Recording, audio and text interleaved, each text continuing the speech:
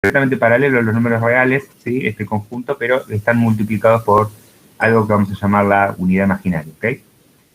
Y los números complejos, entonces, no se llaman complejos porque sean más complicados, lo son, pero en principio no es esa la razón por la que se llaman así, sino porque, bueno, complejo viene de que está formado por más de una sola parte, ¿sí? Y los números complejos están formados por dos partes, un número real y un número imaginario. El número imaginario no es nada más que un número real multiplicado por la unidad imaginaria, ¿sí? Entonces, los números complejos están formados por dos partes. Siempre van a estar dados por dos informaciones, ¿sí? Eso es lo que va a formar un número complejo, el complejo de dos otros números, ¿ok? Bien, esto es un concepto importante de la clase de hoy, porque vamos a ver que podemos expresar a los números complejos de varias formas distintas, pero siempre va a ser necesario contar con dos informaciones, ¿sí? Con dos datos. La parte real, la parte imaginaria, o el módulo y el argumento, ¿sí? Como habrán visto en la teoría ayer. Ahora vamos a volver a eso. Entonces, otra forma que tenemos también es la forma de par ordenado, que quizás refleja la naturaleza de los números complejos de forma más esencial, ¿sí? Que es simplemente que un número complejo está formado por otros dos números, y por eso es un par ordenado, ¿eh? Un par tiene una primera componente que va a ser X y la segunda componente que va a ser Y, entre las dos forman un número complejo, y como pueden ver ahí, tanto X como Y pertenecen a los números reales, ¿ok? Y aquí otro concepto fundamental de la clase de hoy, y es que los números reales y los números imaginarios, ¿sí? Perdón, la parte real y la parte imaginaria de un número complejo, o sea, X y Y en este caso, son números reales. Es decir, cuando a mí me piden la parte imaginaria de un número complejo, jamás tengo que dar un número imaginario. Siempre tengo que dar un número real. ¿Queda claro? Con la parte real no suelen confundirse tanto porque, bueno, como es parte real, se supone perfectamente que el número que entrega ese operador o esta idea de sacar la parte real, como indica esta expresión que está aquí, ¿sí? Esto sí, significa saco la parte real de Z, es el número complejo que entra, ¿sí? Y obtengo X. Y si uso parte imaginaria de Z, lo que sale es Y. Y ambos son números complejos. ¿Queda claro esto? Perdón, números reales. Perdón, números reales. ¿Sí? Esto es fundamental. Este es otro concepto importantísimo de la clase de hoy. ¿Sí? Bien. Resulta que la forma de par ordenado no nos es muy útil para poder realizar operaciones, en particular sumas, restas, multiplicaciones. Entonces, lo que vamos a intentar hacer es expresarlo de una nueva forma, que vamos a ver que es muchísimo más útil, que es la forma binomial. Entonces ahora expresamos a z como un binomio, ¿sí? Donde a la parte imaginaria la multiplicamos por la unidad imaginaria, que tiene esta forma, en forma de par ordenado, y normalmente se la define ahí como la raíz cuadrada de menos 1. ¿Sí? Es el número que resuelve este problema. Luego vamos a ver un poco más de raíces, pero en principio la raíz cuadrada de menos 1 va a estar resuelto por i. ¿Sí? Y fíjense, teniendo eso en cuenta, teniendo en cuenta que i es igual a la raíz cuadrada de menos 1, es el número que resuelve esto. Ustedes se dan cuenta que hasta hoy esta expresión no tenía ningún sentido tomada en los reales, ¿verdad? Porque no hay ningún número real que resuelva esa expresión que está ahí, que multiplicado por sí mismo me dé menos 1. Entonces, la idea es que vamos a definir a la unidad imaginaria como el número que me resuelve este problema. ¿Sí? Entonces, a partir de ahora, la raíz cuadrada de menos 1 tiene como solución i. ¿Se entiende? Y entonces, a partir de eso, podemos crear todo un mundo paralelo de números, ¿sí? Que van a ser los números imaginarios. Y fíjense, sabemos perfectamente entonces que si elevo un número al 0, digamos, vamos a obtener 1. Esto sigue siendo exactamente igual que antes. Por supuesto, si lo elevo a la 1, obtengo el mismo número. Si lo elevo a la 2, lo que voy a tener es la raíz cuadrada de menos 1 al cuadrado. Y por esa razón, i cuadrado vale menos 1. ¿Ok? Y I al cubo es igual a I al cuadrado por I, o sea, menos I. Bueno, un poquito acá, un poquito de borro. ¿Sí?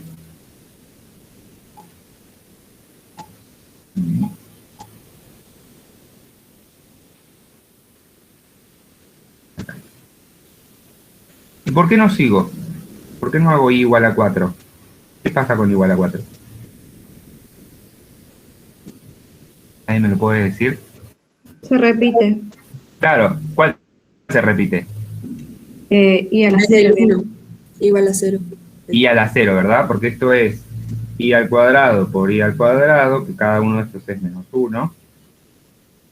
Y entonces esto me da 1, que es lo mismo que I a la 0. Es como si la potencia de I fuese como periódica, ¿verdad? Va de 0 a 3, valiendo en cada uno de esos valores un número distinto, por supuesto con una potencia entera, y luego, a partir de 4, se vuelve a repetir, y se vuelve a repetir, y así. Bien. Esto es una propiedad interesante para ver, y más que nada nos sirve para reflexionar sobre el hecho de que I tenga esta definición. ¿Sí? Bien. ¿Seguimos? ¿Preguntas hasta acá? No, nada. No. Bien, pasamos. Entonces, bueno, vamos a definir algunas operaciones básicas. Fíjense que estoy diciendo definir a las operaciones y así vamos a sumar y así vamos a hacer un producto. Si bien la forma binomial está muy buena porque nos permite, digamos, ver esto, estas definiciones de qué es el producto y qué es la suma, de forma totalmente natural, ¿ok? Porque simplemente es como haríamos el producto de cualquier binomio, ¿sí?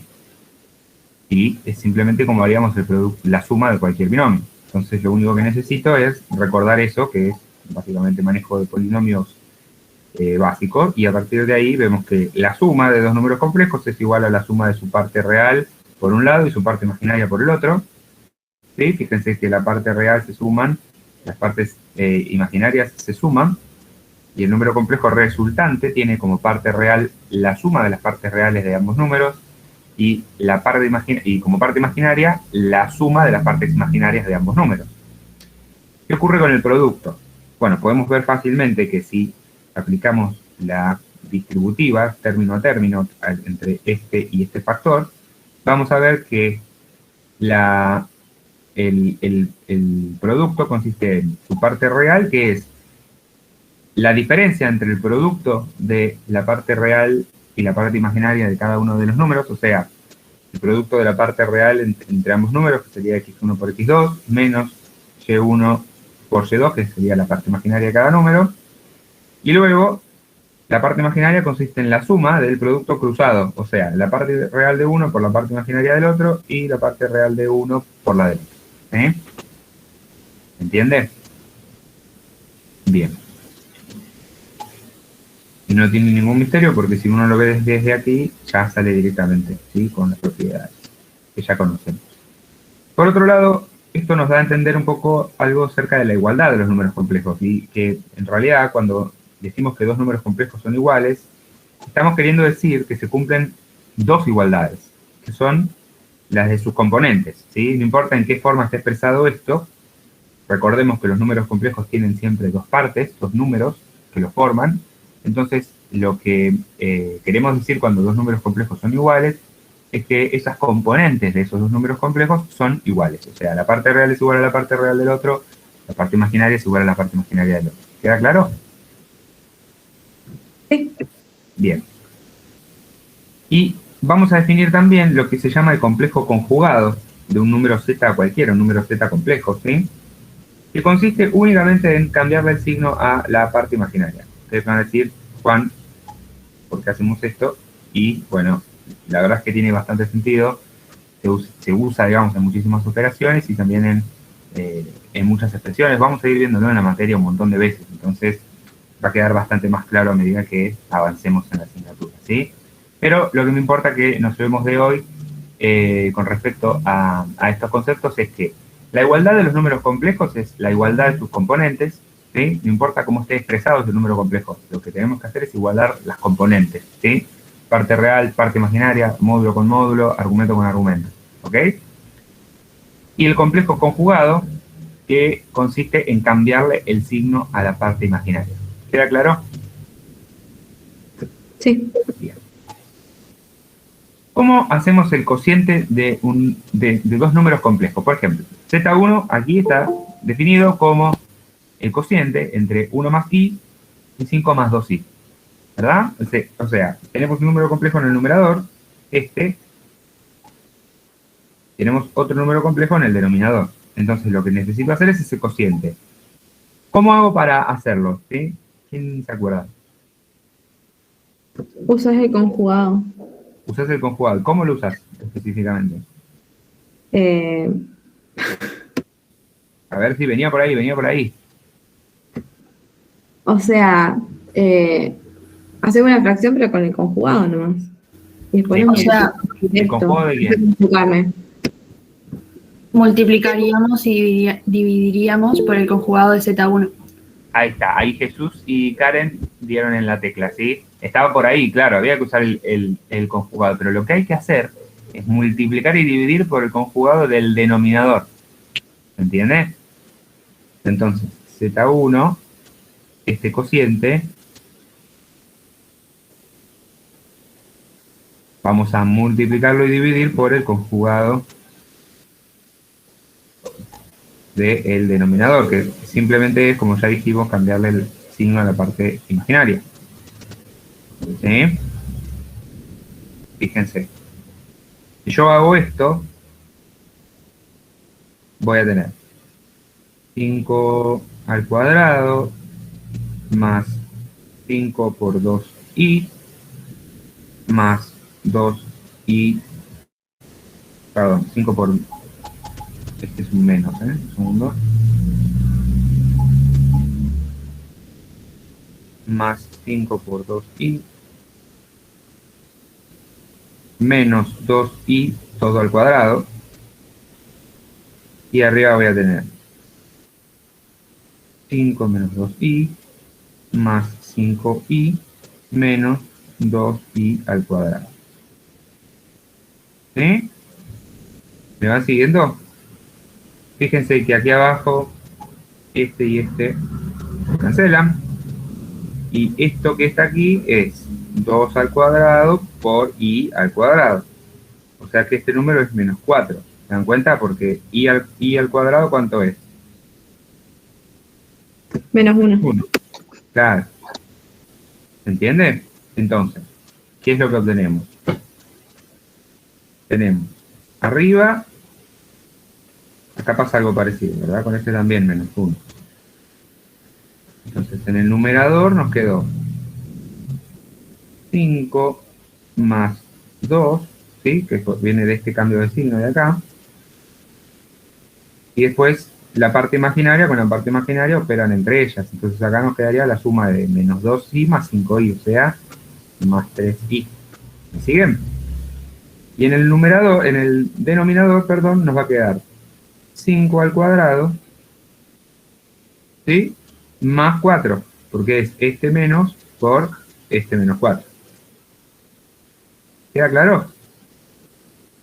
Y entonces Sí. esto nos da 7 más 3i sobre 29, ¿verdad? Porque 5 al cuadrado es 25, más 4, 29.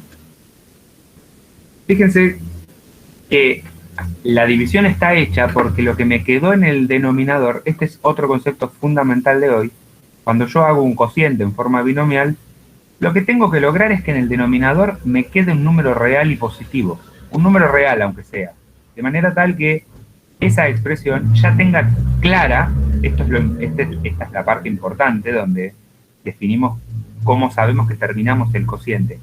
Sabemos que terminamos el cociente porque 7 más 3i sobre 29 es lo mismo que 7 sobre 29 más 3 sobre 29 por i. O sea, este número claramente tiene definida su parte real y su parte imaginaria. ¿Me siguen? Parte real, esta es la parte real y esto es parte imaginaria. Como tiene claramente definida su parte real y su parte imaginaria, el cociente está hecho, ya está. Una parte es la parte real, que es 7 sobre 29, y la parte imaginaria es 3 sobre 29. Fíjense que acá no podemos decir nada de cuál es la parte real y la parte imaginaria, porque 1 sobre 5 más 2i no es nada. No sabemos qué es, porque tenemos un número complejo en el denominador. ¿Se entiende? El concepto clave es, saquemos el número complejo del denominador. ¿Cómo lo hago? Bueno, la forma estándar es multiplicar y dividir, ¿sí? Para no alterar la igualdad, tengo que multiplicar y dividir por lo mismo, ¿verdad?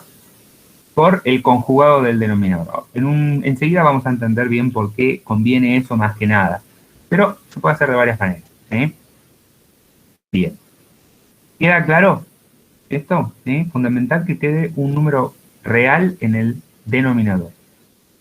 ¿Sí? Y ahí sabemos que la división está hecha. ¿Sí? Para hacerlo, lo recomendable es multiplicar y dividir por el conjugado del denominador. Bien. ¿Sí? Bueno, acá ya nos soplaba esto. ¿Sí? Bien. Vamos a hacer algunos ejercicios ahora. ¿Sí? Así, antes de pasar al próximo tema, ejercitamos un poquito estas ideas. ¿Está? ¿Alguna duda hasta acá? No. Bien, No. vamos a ir entonces haciendo esos ejercicios. Vamos a avanzar desde atrás. Bueno, la idea es resolver algunas operaciones sencillas, ¿sí? Algo que nos permita más o menos usar los conceptos que estuvimos charlando recién. A ver, ahí. Bien, entonces tenemos lo siguiente. Tenemos este número complejo, raíz de 2 menos i, raíz de 2 es un número racional, ¿verdad? ¿Sí? Y por otro lado tenemos i por este otro número, 1 menos raíz de 2i. ¿Sí? Entonces vamos a ir operando de a uno a la vez. Nos va a quedar entonces raíz de 2 menos i menos, y ahora lo que vamos a hacer es distribuir esta i adentro de este paréntesis, ¿verdad? Esto no tiene ningún misterio, yo sé que ustedes ya lo saben, pero mejor vamos de a poco. I menos raíz de 2 por i al cuadrado. ¿Y cuánto vale i al cuadrado? Menos 1. Menos 1. Entonces, esto es raíz de 2 menos i menos i más raíz de 2. ¿Por qué? Porque esto de aquí vale menos 1. ¿Verdad? Porque es raíz de menos 1 al cuadrado.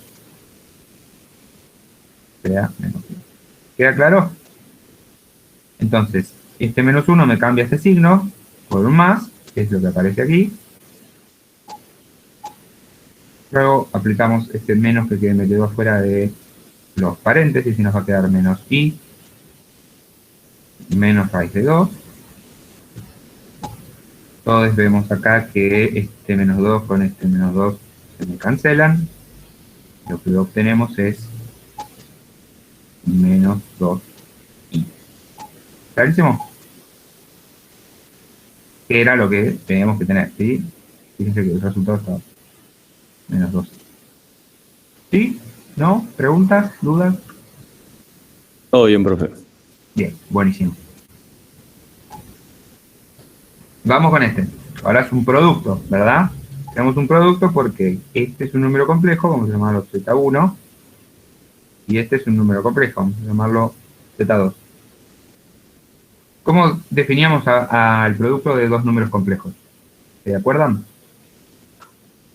Era Z1 por Z2, supongamos que Z1 es igual a X1 más Y1, o Y, y Z2 es igual a X2 más Y por Y2. ¿Cómo se definía esto? Era X1 por X2 sí, menos Y1 por Y2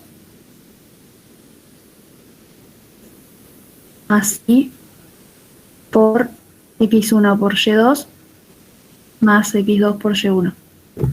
Perfecto. ¿Queda claro? Deberíamos tener algo así. Podríamos, por ejemplo, o sea, podríamos hacer bien la correspondencia de que x1 es este 3, y1 es 4, perdón, 4, y1 es 4 y multiplicado por y me queda y1 por y, como tenemos acá. ¿Sí? Lo mismo con el 6, lo mismo con el 2. Hagamos el producto y verifiquemos esto. ¿Eh? ¿Cómo hacemos el producto directamente? Bueno, Z1 y Z2 ya están en forma binomial. Lo único que tengo que hacer es operar como si fueran dos binomios cualquiera. ¿Sí? Entonces agarro y aplicamos distributivo. ¿Sí? Este 3 con este 6, yo lo hago en este orden. Y ustedes la ponen en el que quieran. Este 3 con este 6 y este 2, y después menos el resultado del producto con este 4 con este 6 y este 4 con este 2. ¿Sí? Ese es el orden en que suelo hacer la distributiva. Entonces, nos queda 3 por 6, 18, más 3 por 2, 6, nos da 6i, ¿sí? Menos 4 por 6, 24, esto nos da 24i, porque recuerden que estaba la unidad imaginaria acompañando el 4, 4 por 2, 8, esto nos da menos 8i al cuadrado, porque nos queda i por i. ¿Sí? Bien. ¿Cuánto vale i al cuadrado?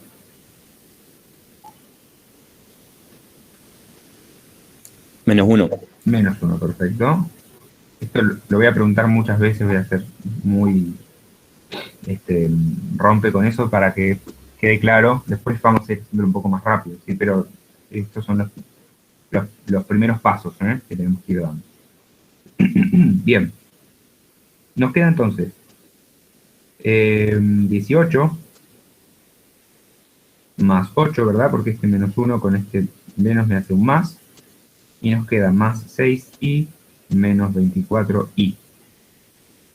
Esto nos da, esto ya es una suma, ¿verdad? Esto ya es una suma de números reales y imaginarios puros. Entonces lo imaginario opera con lo imaginario, lo real con lo real. Esto nos da 18 más 2 es 20, más 6 es 26. Y 6 más 6 menos 24, menos 20, menos 18. ¿Sí? Por i. Bien. ¿Sí? Nos da 26 menos 18i, que creo que era lo que nos tenía que dar. Sí. Perfecto.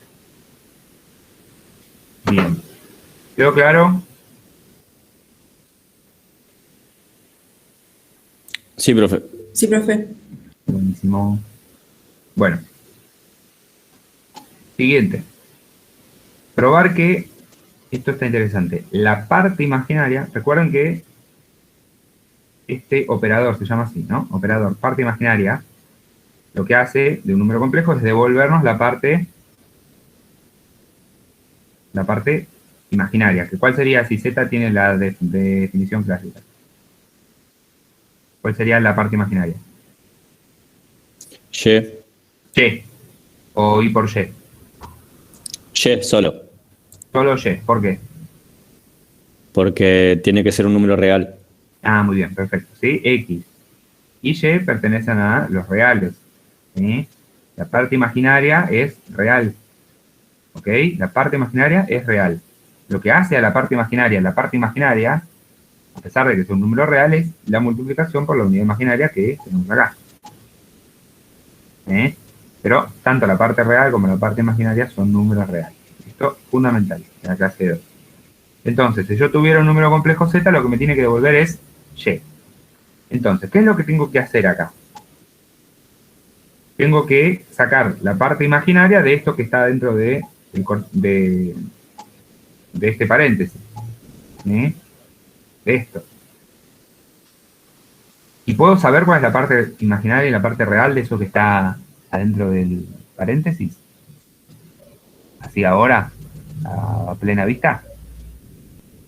No, tendrías que hacer el producto Claro, Y hay empezando ahí separar la parte real e imaginaria. exactamente, lo que dice Doris es tal cual. O sea, hay que operar lo que está ahí adentro primero. Si yo no hago la operación que está dentro del paréntesis, no tengo ni idea qué número está ahí adentro y por eso tampoco puedo sacar su parte real y su parte imaginaria. ¿Se entiende? Entonces, vamos a resolver lo que está ahí adentro. Fíjense que es el producto de este binomio al cuadrado y este otro binomio sencillo. ¿Sí? Resolvamos primero el binomio al cuadrado y hagamos el producto. Entonces vamos a resolver eso primero afuera. 1 más i al cuadrado por 1 más i. Vamos a resolver esto primero. Y acá podemos aplicar la fórmula de nunca me acuerdo cómo se llama, binomio cuadrado perfecto. Después el trinomio, el que es perfecto. Bueno, la idea es aplicar la fórmula que ya sabemos para resolver un binomio al cuadrado, ¿sí? Porque no deberíamos tener ningún problema. Digo, intuitivamente es lo primero que uno pensaría y va a funcionar. Eso es lo que quiero que quede claro. Usemos la fórmula que tenemos clásica para resolver el binomio al cuadrado. Entonces nos va a quedar el cuadrado del primero más el doble producto del primero por el segundo, o sea, 1 por i, que en este caso sería i directamente, más el segundo al cuadrado, o sea, i al cuadrado. Ojo, porque tenemos como una idea a veces mecánicamente de que cuando hacemos el binomio al cuadrado de cualquier binomio, el primer término y el último término, o sea, el tercero del trinomio que queda, son positivos. Esto lo hacemos casi automáticamente a veces. Y el problema es que cuando uno de los dos es imaginario, en realidad uno de los dos términos me queda negativo sí o sí porque elevo i al cuadrado. ¿Se dan cuenta? ¿Sí? Bien, esto es muy importante que lo tengamos en cuenta. Genial. Entonces, de aquí obtenemos esto por un lado y por el otro lado seguimos teniendo acá nuestro binomio sencillo que por ahora no participa, digamos, en la operación hasta que no resolvamos este primer paréntesis. Bueno, recordando lo que venimos machacando desde hoy, que i al cuadrado es menos 1, ¿sí? Acá vemos que esto es 1 menos 1 más 2i, o sea que cancelan y me queda 2i ahí, por 1 más i. Esto es lo mismo que 2i por 1 más i. Y aplicando distributiva acá,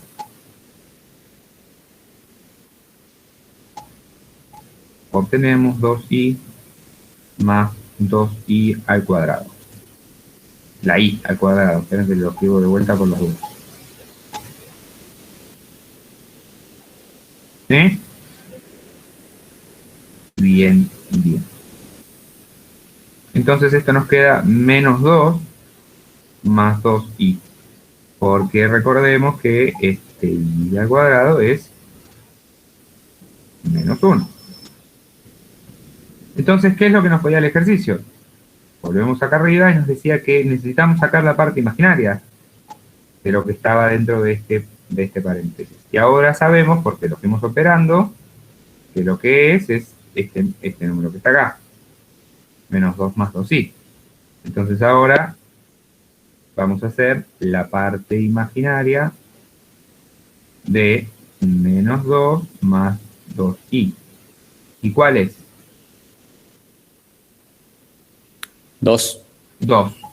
Porque tiene que ser lo que acompaña a la unidad imaginaria, ¿sí? O sea, esta función, este operador, rescata este valor, el que está multiplicando a la unidad imaginaria. Y por lo tanto, el resultado es 2. Como dijo el compañero, pero no sé quién era. Perdón, que no estaba viendo. Pero es correcto, sí es 2. Tal cual como decía acá, ¿no? Pero ahora sabemos por qué. ¿Sí? ¿Quedó claro esto? Sí, profe. Bien. Vamos a resolver ahora lo siguiente. Nos dice, resuelva la siguiente ecuación. ¿Qué es lo que entienden ustedes por ecuación? ¿Qué es una ecuación para ustedes? Alguien que me diga, mira, yo creo que una ecuación, yo siento que una ecuación es tal cosa. Así, un concepto que tengan ya de haber hecho matemática 1, álgebra lineal, cálculo en varias variables, ecuaciones diferenciales, probabilidad y estadística, ¿no? Hicieron como 5 matemáticas y entonces alguna cosa me pueden llegar a decir, digamos, de que es una ecuación.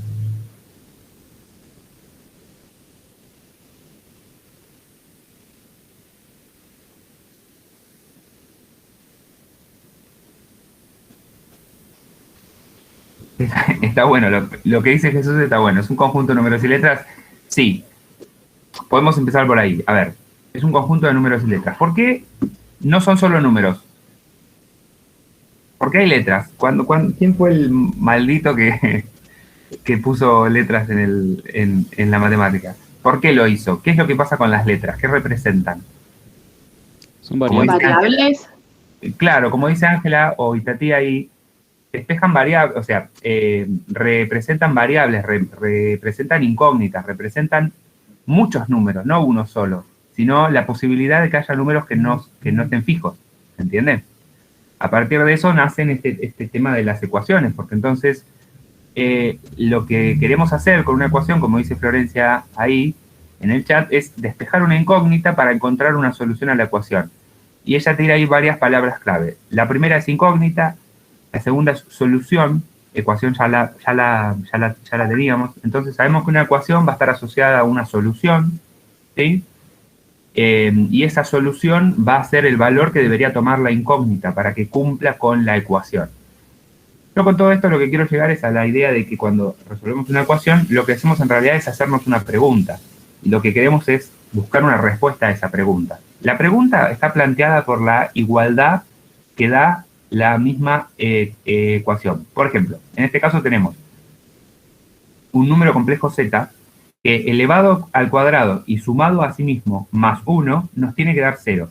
Y la pregunta que nos plantea esta ecuación es ¿cuál es ese número z que elevado al cuadrado, sumado a sí mismo y más 1 nos da 0? También nos podemos preguntar, ¿hay más de uno? ¿Pueden ser varias las soluciones, como dijo Florencia ahí? Soluciones serían entonces aquellos números que si yo los reemplazo en la igualdad, la satisfacen concretamente, ¿sí? Sin ningún problema. Entonces, esta idea quiero que quede en la cabeza, ¿sí? De que en realidad una ecuación es como una pregunta que nos hacemos sobre una igualdad para intentar pensar en cuál es la solución a esa igualdad, cuáles serían los números que la cumplen. Esa sería la idea. Guardemos este concepto en la cabeza, pensémoslo por unos días, ¿sí? Y vamos a ver que empieza a relacionarse con varias cosas que vamos viendo en la materia. ¿Sí? Bien. Volviendo concretamente entonces a la ecuación que tenemos en la pantalla. Más de uno de ustedes estará pensando en qué cosa. A ver, ¿qué es lo primero que ustedes ven esa ecuación? No saben que estamos trabajando con números complejos. ¿Y qué se les ocurre?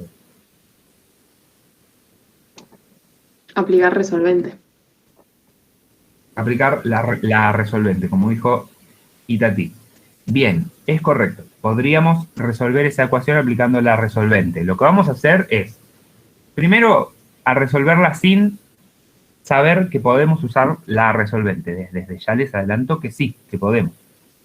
Y después vamos a usar la resolvente para corroborar que la podemos usar y que vamos a obtener lo mismo, que vamos a llegar, digamos, al mismo resultado que vamos a intentar encontrar ahora. ¿Sí? Bien, supongamos por un instante que no sabemos que podemos usar la resolvente con estos polinomios complejos, ¿verdad? Porque en definitiva es un polinomio complejo, porque es z cuadrado más z más 1, donde z es un número complejo. Esto tiene toda la forma de un polinomio, pero donde la variable es un número complejo. ¿Eh? Entonces este es nuestro primer encuentro quizás con los polinomios de este estilo. Bien, lo que vamos a hacer a continuación es lo siguiente. Vamos a expresar z en forma binomial. ¿Sí? Recordemos que z es x más y. Y vamos a resolver esto por otro camino. Si yo hago x más y en todos los z, ¿sí? Me queda x más y al cuadrado, más x más y. Lo voy a poner con un paréntesis simplemente para que quede separado, pero no haría falta aquí, más 1. Esto simplemente para que veamos que esto es z cuadrado más z, más, por supuesto, 1. Todo esto es igual a 0. Sigamos operando para intentar despejar de aquí parte real y parte imaginaria. O sea, intentemos llegar a una expresión que podamos encontrar concretamente su parte real y su parte imaginaria, aunque sea con números y letras, como dijo Jesús. Entonces, x cuadrado, aquí aplicamos la fórmula del binomio, y por 2xy más y al cuadrado por y cuadrado, más x más y más 1, todo esto es igual a 0. Luego, sigamos un poquito más, acá nos va a quedar x cuadrado. Fíjense que, por si no se acuerdan, y al cuadrado es menos 1. ¿Sí? Ahí. Esto nos da más y por 2xy más x más y más 1. Esto es igual a 0. Y ahora, ¿qué hacemos? ¿Qué nos falta? A ver, vamos a seguir agrupando un poquito más. A ver, más x, ¿sí? Agrupé acá todo lo que es real por un lado, y lo voy a marcar acá con esto, este término es real, sí, separo en términos los que son reales y los que son imaginarios puros. Y esto es imaginario puro y este también.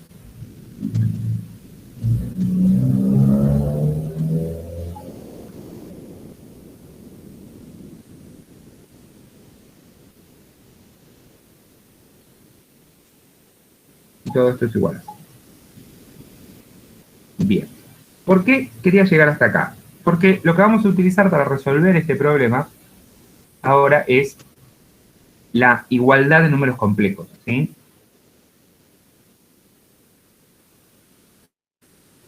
Igualdad de números complejos. Profe, te faltó el cuadrado ahí en la X, me parece. Ah, a ver. Sí, gracias, tenés razón. Gracias. No sé quién me dijo, pero gracias. Perdón, que no vi a ver quién me habló, Bien, la igualdad de números complejos, como decíamos, ¿sí? Si yo tengo un número complejo 1 y lo igualo a un número complejo 2, suponiendo, por supuesto, que z1 es x1 más y por y1 y z2 es x2 más y por y2, la igualdad de números complejos dice que esto implica, y también para el otro lado, es una doble implicación, que x1 es igual a x2 y que y1 es igual a y2, o sea, parte real y parte imaginaria de ambos números son iguales. Entonces, ¿cómo podemos plantear esto, pero en este contexto, de la ecuación que estábamos viendo? Bueno, este es la parte real digamos, del miembro izquierdo de la ecuación, y esto es la parte imaginaria del miembro derecho. Perdón, del mismo miembro, del miembro izquierdo. Y ahora, ¿qué tenemos en la parte de la derecha de la desigualdad? 0. ¿Y cuál es la parte real y la parte imaginaria de 0? 0 en ambos casos. 0 más y por 0. Entonces, ¿qué es lo que tenemos que hacer ahora? Igualar la parte real de un lado con la del otro y la parte imaginaria con la del otro, y esto nos da que el hecho de que esta ecuación sea igual a 0 implica dos ecuaciones por separado, una para la parte real y otra para la parte imaginaria, donde ambas son iguales a 0. Entonces nos va a quedar x cuadrado menos y cuadrado más x más 1, todo igual a 0.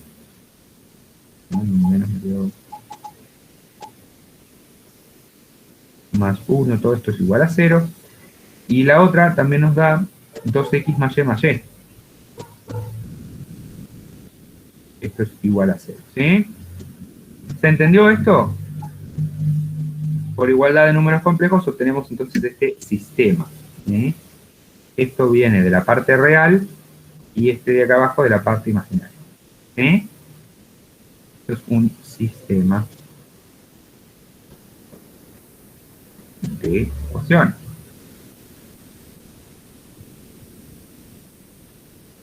Entonces, en general, la igualdad de números complejos siempre plantea un sistema de ecuaciones de números reales.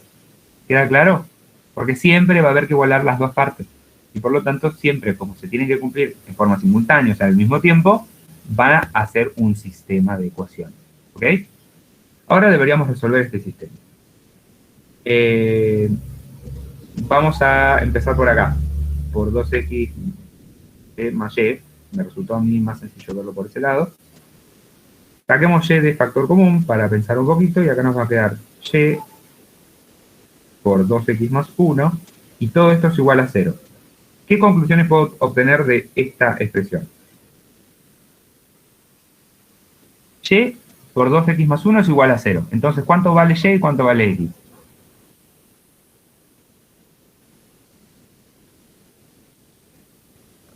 Y tiene que ser 0, sí o sí. ¿Sí o sí?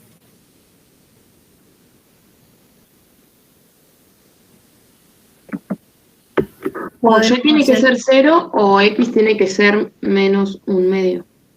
Claro, a lo que voy es como acá hay un producto, como dice y Tati, vamos a intentar arribar al pensamiento que ella dijo que es correcto, ¿sí? Pero quiero ir un paso más atrás para que intentemos ir pensando como lo pensó ella, ¿sí? Este es un factor y este es otro. O sea, tengo un producto de dos factores, el 1 y el 2, y los dos me dan 0. Entonces, significa que o 1 es 0, o 2 es 0, o 1 y 2 son 0. ¿Se dan cuenta de eso? ¿Sí?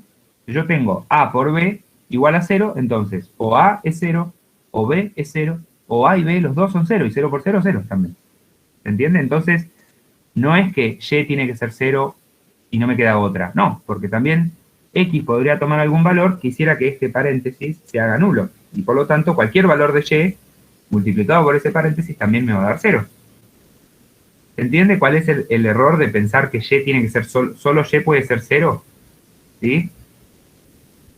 Bien, entonces, como venía diciendo, tenemos tres opciones. La 1, que es que y valga 0, como dijo una compañera, pero también tenemos la opción de que 2x más 1 valga 0, y eso implica que x es igual a menos un medio, como dijiste así. Y tenemos una tercera opción, que es que y valga 0 y que x valga menos un medio, las dos al mismo tiempo.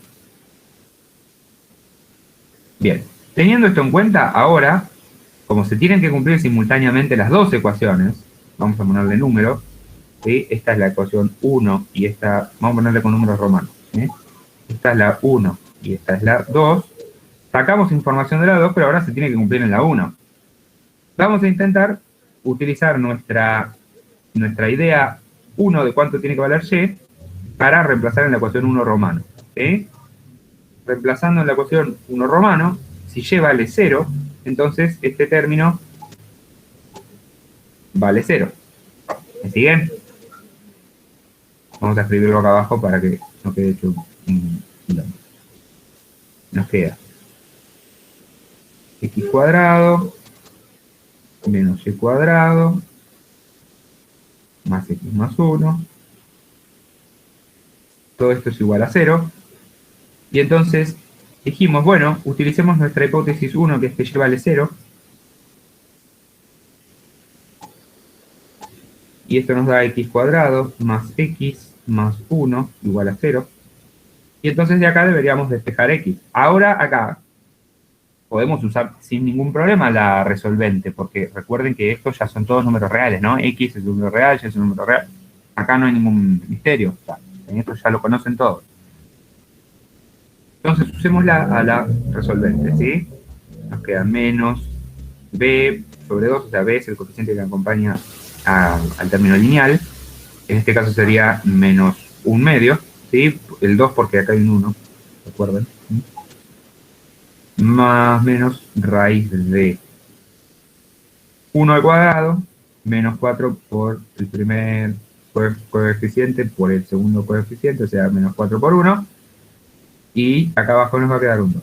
Esto nos da menos 1/2 más menos raíz de menos 3 sobre 2. ¿Y cuál es la raíz de menos 3? Ahora en este nuevo contexto ya podemos dar una respuesta de esto. A ver.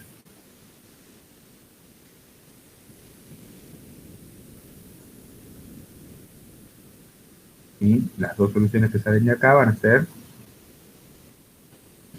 ¿Cuánto ¿Y es raíz de 3? y raíz de 3? Y raíz de 3 no. A ver, fíjense. Si y es igual a raíz de menos 1, ¿verdad? Entonces, para tener raíz de menos 3, lo único que tengo que hacer es multiplicar acá por... 3i sería. Perdón, ¿qué me habías dicho? No. Dinamarca me sale, pero porque no sé tu nombre. Diana. Dayana. ¿Me habías dicho raíz de 3i? Sí. Sí. Eso estaba bien, perdón. ¿Sí?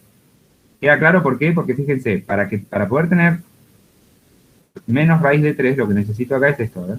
Si me pongo de acuerdo. Mira. Raíz de 3 por raíz de menos 1. Esto es lo mismo que raíz de menos 1 por 3. O sea, esto es raíz de menos 3. Y esto que está acá es la unidad imaginaria. O sea que raíz de menos 3 es menos 3 por i. ¿Queda claro? ¿Sí? ¿No? ¿Se entiende? ¿Sí? O sea, raíz de menos 1 es i. Entonces, esto es raíz de menos 3. Entonces, esto tiene que ser i por raíz de 3. ¿Queda claro? Perfecto. Vale. Entonces, acá nos da i por raíz de 3. Yo generé una confusión ahí porque le dije que no a Dayana, pero Dayana tenía razón, ¿sí? No estaba mal. Bien. El problema es que acá tenemos un problemón. ¿Lo ven? ¿Cuál es el elefante en la habitación? ¿Sí o no? Juan, te falta el 2 en el denominador. Ah, gracias, Iván. Iván va a ser nuestro ayudante en estas clases y bueno, con suerte, perdón que no lo presenté, mil disculpas, Iván. Va a estar viniendo a las clases con una posibilidad bastante concreta en el futuro de ser nuevo JTP de la materia, así que cualquier pregunta también le pueden mandar a Iván, le pueden consultar, ¿sí? Obviamente que nada, si quieren mandarnos a nosotros primero mientras estemos trabajando nosotros, mándennos, pero Iván, digamos, le pueden preguntar a él sin ningún problema, él les va a poder resolver cualquier cuestión, ¿eh? Así que, nada, confíen en Iván. Yo también confío bastante en él, así que él siempre está ahí para corregirnos todo. Bien, gracias Iván, mil gracias y disculpa que no te presenté. Genial, entonces sí, faltaba el 2 ahí, y estábamos hablando de por qué esto que acabamos de encontrar es un problema importante, digamos. ¿Qué es lo que encontramos? ¿Tiene sentido? ¿No tiene sentido? Nos quedó un número imaginario y debería ser real. Claro, tenemos un problema, digamos, hay una cuestión que no cierra, porque X, las soluciones para X deberían ser completamente reales. Pero este número que está acá es un número complejo. Y parte real y parte imaginaria distinta del 0. ¿Esto tiene sentido? Entonces. No. No, entonces esto es absurdo. ¿Eh? Entonces, como es absurdo, nuestra hipótesis, digamos, de la que partimos para llegar a esto, es que y era igual a 0. Por lo tanto, y no puede valer 0. ¿Se entiende? Como esto es absurdo, como llegamos a un resultado que no tiene sentido, solo por considerar que y era igual a 0, entonces y no puede ser 0. ¿Sí? Entonces nuestra primera impresión, que había sido que y tenía que ser 0 sí o sí para que todo esto salga, era totalmente errada. ¿Sí? Y no es 0. Si y no puede ser 0, tampoco podemos usar la opción 3, ¿verdad? Entonces solo nos queda que x sea igual a menos un medio, si es que tenemos esperanza todavía de que este sistema tenga solución. Entonces vamos a pensar que x es igual a menos un medio, y volver a hacer lo mismo que hicimos antes. Entonces, consideramos que x es igual a menos un medio y reemplazamos en la ecuación 1 romano. ¿Sí?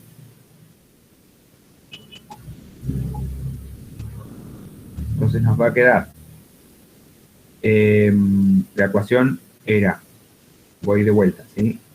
X al cuadrado menos y al cuadrado más x más 1 igual a 0. Luego, ¿sí?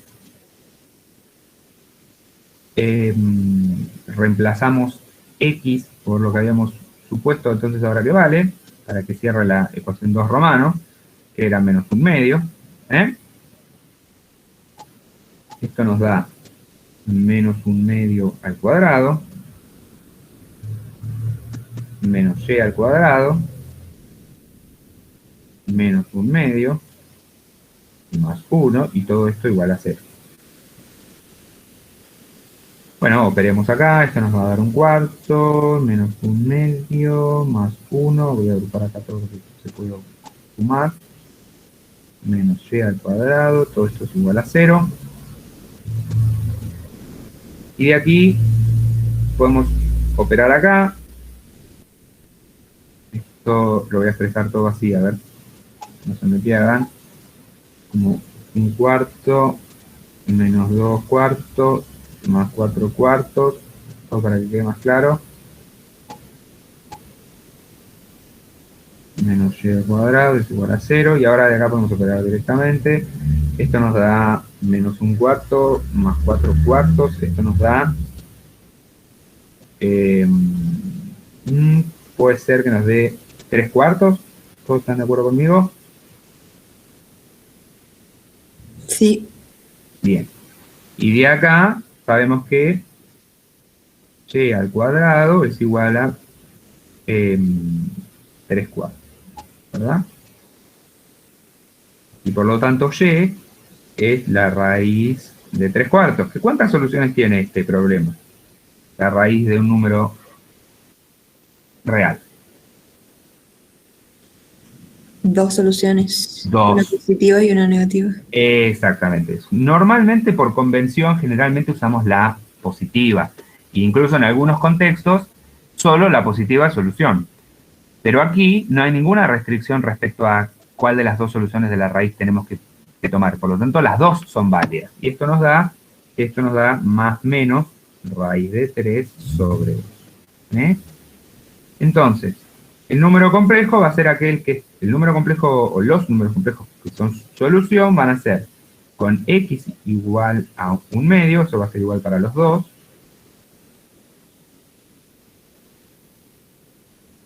La parte real igual a un medio, y la parte imaginaria va a ser más menos, vamos a ponerle ahí 1 y 2, más menos raíz de 3 sobre 2.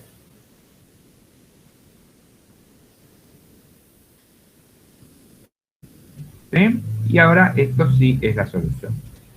¿De qué cosa? De la primera cuestión que teníamos acá arriba, que era esta que estaba acá. Por la unidad imaginaria. ¿Me comí la unidad imaginaria? Sí, gracias Iván, muy amable. Sí, exactamente. Me olvidé la unidad imaginaria y estaba haciendo absolutamente todo mal. ¿Sí? Por favor, no se olviden la unidad imaginaria. Bien. ¿Queda claro? Entonces, todo esto es solución de estos dos puntos, estos dos números complejos z1 y z2 que encontramos, son solución de la ecuación que originalmente queríamos resolver. Les dejo para ustedes, ¿sí?, usar la resolvente.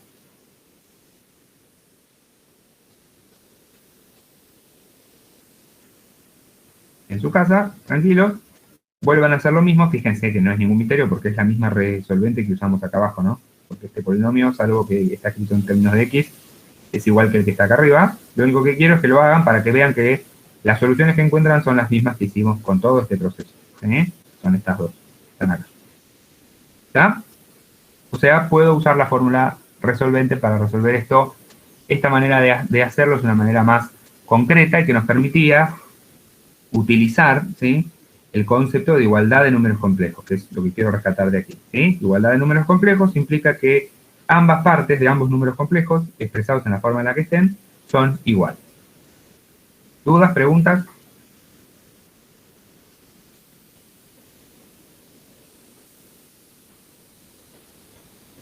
Por mí no. Bien. Bueno, volvamos entonces a el recorrido de la clase de hoy, ¿sí? Y vamos a pasar ahora a la interpretación de los números complejos en un plano, que vamos a llamar plano complejo. ¿Queda claro? Los números complejos, como ya saben, seguramente se pueden representar en el plano como un punto. ¿Por qué? Porque como están formados por dos informaciones, puedo hacer un eje con una información, otro eje con otra información. Entre los dos ejes disponen un plano. Y luego puedo poner cualquier punto, cualquier número complejo, como un punto en ese plano. ¿Queda claro? Donde la información de un eje y del otro va a estar dada por las componentes entonces de ese número complejo. ¿Sí? Rescato esto porque la idea de plano es justamente la de un espacio que necesita dos parámetros para definirse, tal cual como un número complejo necesita otros dos parámetros, o su parte real o su parte imaginaria, o su módulo y su argumento, como vamos a ver enseguida y como vieron ayer en la teoría. ¿Se entiende? Entonces un plano es la forma más natural de disponer a los números complejos. Como están puestos en un plano, surge una propiedad interesante de los números complejos, y es que no están ordenados. Es decir, no hay un número complejo que sea mayor o menor a otro, ¿verdad? Porque lo que tenían los números reales es que al estar en una recta, ¿sí?, si yo tenía un número acá, por ejemplo x1, y tenía otro número acá que era x2, yo sabía que x2, o vamos a hacer al revés, x1 era menor a x2, porque estaba más a la izquierda en la recta. ¿Se entiende? Porque en la recta los números están ordenados, viene uno después del otro y yo la recorro en un sentido que es el sentido que hacemos siempre hacia la derecha. Entonces, por favor, recordemos que los números complejos no están ordenados y en consecuencia expresiones como Z1 mayor a Z2 no tienen ningún sentido. Entonces evitemos expresiones de ese tipo, pensemos bien antes de escribir, porque una cosa así a mí me dice, bueno, la verdad es que o no se estudió nada o hay un error de concepto importante. Entonces nunca ordenemos los números complejos, ¿ok? Bien. Genial, entonces podemos representar un número complejo como un punto en un plano. En un plano que, como ya habrán visto en la teoría, también es muy semejante a R2, ¿sí? Más o menos la misma idea. Hay, de hecho, una idea como de que el plano complejo tiene una, digamos, sale la palabra, se corresponde unívocamente con otro plano R2, ¿sí?, cada punto. Entonces en definitiva es lo mismo que pensarlo así, pero cuando hagamos un plano complejo vamos a intentar ponerlo en los ejes, ¿sí?, en el eje de las abscisas la parte real y en el eje imaginario, en el eje de las ordenadas, perdón, la parte imaginaria. Por eso a veces también lo vamos a llamar el eje real al eje de las abscisas y el eje imaginario a el eje de las ordenadas. También otra forma que podemos hacer notar esto es simplemente, por una cuestión de convención, ponerle aquí, por ejemplo, Y, y ponerle X, y hacer como una especie de salvedad acá arriba donde decimos, bueno, esto es un plano complejo Z, donde vamos a suponer generalmente por convención que Z es X más Y por Y. Bien, entonces cualquiera de estas formas de notar que estamos en el plano complejo son adecuadas. Eviten, por favor, poner X y Y en los ejes sin aclarar que es un plano complejo, ¿sí? En lo posible, aclárenlo, eso sería lo más correcto. Bien, vamos a ver otro concepto fundamental de la clase de hoy, que también lo ha sido en la clase de teoría ayer, que es el módulo de Z. Porque podemos caracterizar entonces a un número complejo por su módulo, que es la distancia, nada más que la distancia al origen, o sea, al punto del origen del plano. Entonces, como bien marca este gráfico, el módulo de Z aquí es la longitud de este radiovector, ¿sí?, que va desde el centro del plano, desde el origen, hacia el número complejo Z, que es este punto que está acá. Y esta distancia se llama módulo. Como verán, si yo trazo un círculo en torno a el origen, ustedes créanme que esto es un círculo centrado en el origen, todos estos números que están sobre el círculo tienen el mismo módulo. Por lo tanto, con solo definir el módulo, no me alcanza para definir unívocamente, o sea, solamente a un número. ¿Se entiende? Porque hay muchos números que comparten el mismo módulo. Por eso es necesaria dar otra información también, si quiero definir a un número complejo a través de su módulo. ¿Cuál es esa otra información? ¿Me lo pueden decir? El argumento. Bien, el argumento, perfecto. Sí. El argumento, vamos a, esperen un poquito porque se me desordenó la clase, un cachito. Vamos a volver al argumento enseguida, pero antes, ¿sí? Quédense con esa idea en la cabeza, antes vamos a terminar de ver 2 o 3 cositas más con respecto a la representación, ¿sí? Bien, el argumento, aclaro por las dudas, es este ángulo, sí, que se subtiende con respecto a la parte positiva del eje de las abscisas, ¿ok? Bien. Entonces, módulo de z es la distancia al origen. Solo con el módulo no me alcanza para definir un número complejo, porque muchos números complejos tienen el mismo módulo. Entonces, cuidado con eso. Bien. Vamos a volver a ver esta idea del conjugado. ¿Se acuerdan que el conjugado era el mismo número complejo, pero cambiado de signo? Bueno, resulta que si lo viéramos en el plano, cambiarle el signo a la parte imaginaria es cambiarle el signo a la componente de las ordenadas, ¿no? Entonces, es como reflejarlo respecto a el eje de las abscisas. ¿Se entiende? El número complejo conjugado de un número cualquiera es aquel que está reflejado respecto al eje de las abscisas. Me voy para abajo la misma cantidad que tenía para arriba, o al revés. ¿Queda claro?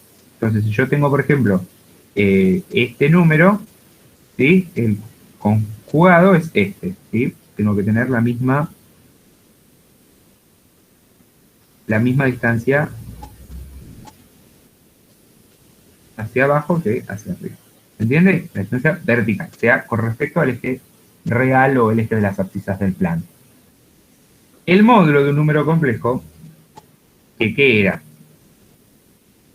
Lo dijimos recién, a ver, ¿qué era el módulo? Longitud o distancia al origen. La distancia al origen, claro. El módulo de un número complejo, que es la distancia al origen, ¿sí? Es la misma tanto para el conjugado como para el número en cuestión. Si yo tengo z, el z conjugado tiene el mismo módulo. ¿Por qué? Porque la distancia al origen no cambió, porque lo único que hice fue cambiar el signo de la ordenada. ¿Se entiende? Entonces la distancia sigue siendo la misma. ¿Queda claro esto? Y esto nos podemos dar cuenta porque, si volvemos para atrás a la definición de módulo, vemos que la manera de definir el módulo, simplemente por un argumento pitagórico, es que es la raíz cuadrada de la parte real al cuadrado y la parte imaginaria al cuadrado. ¿Entiende? Esto es fundamental.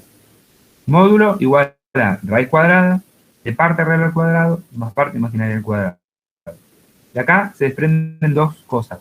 Que para poder encontrar el módulo de un número necesito tener su expresión en forma binomial, si lo que quiero es calcularlo. ¿Se entiende? Y que los números que me quedan en la raíz no pueden ser ninguno negativo. O sea, si hay un número negativo abajo de esa raíz, hay un error. Porque tanto la parte real como la parte imaginaria son números reales. Elevados al cuadrado me tienen que dar un número positivo. ¿Se entiende? Ojo ahí. Porque si ustedes ponen la unidad imaginaria acompañando a la parte imaginaria, ahí les va a quedar un número negativo. Y ahí inmediatamente se tiene que dar cuenta que cometieron un error. Esa es la idea. Bien, entonces, el módulo es la distancia al origen, el módulo es la raíz cuadrada de la parte real al cuadrado y la parte imaginaria al cuadrado. El módulo es el mismo para el número que para el conjugado del mismo número, ¿sí? O sea, es el mismo para el conjugado. ¿Sí? Y un detalle más del módulo es que el módulo de un producto, por ejemplo, Z1 y Z2 es igual al producto de los módulos. pero no ocurre lo mismo con la suma. ¿Sí? Módulo de un producto es igual al producto de los módulos, pero no ocurre lo mismo con la suma. De hecho, para la suma, la cosa se complica un poco. El módulo de la suma de dos números complejos no tiene una definición exacta que sea igual a la suma de los módulos, por ejemplo, que sería algo que desearíamos para poder acordarnos lo más fácil, pero lamentablemente no es así. Si nos podemos acordar es que el módulo de un número complejo siempre es menor a, de la suma de un número complejo siempre es menor a el módulo de los dos sumandos. ¿Se entiende? Si yo tengo dos números complejos, como acá por ejemplo tengo Z1 y Z2,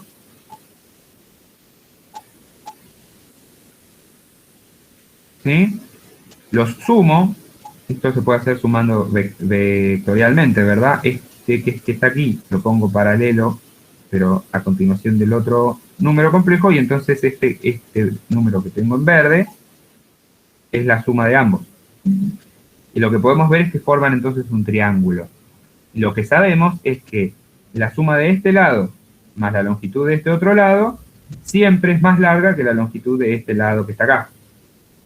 Del lado que representa la suma. Esto es lo que quiere decir la famosa desigualdad del triángulo, desigualdad triangular, ¿sí? Que es básicamente esta expresión.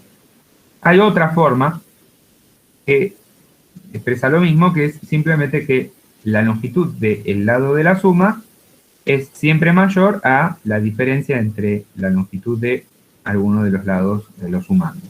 ¿Entiende?